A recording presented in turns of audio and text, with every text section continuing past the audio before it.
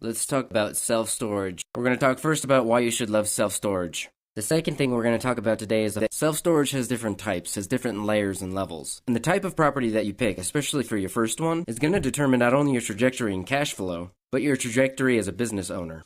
So we're going to go through the different types of storage properties that you consider, then the types that might be best for you.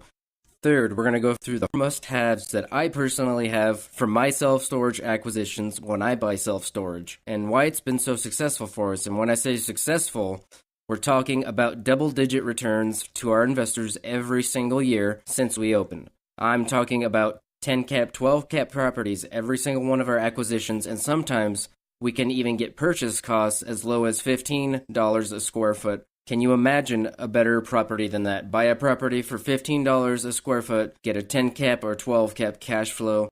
Number 4, we're going to talk about the keys to analyze self-storage. We're going to walk point by point the things you need to know in order to analyze your first property. A lot of people assume that the biggest struggle is actually getting closed on the property. It can feel that way sometimes, but the bigger challenge is to make sure that once you actually do close on the property, that you're going to remain as profitable as you want to be after. So we're going to touch on that as well. Point number 5, we're going to talk about the things you have to do to finance your storage property, and then we're going to talk briefly about managing your property as soon as you close on it from week 1.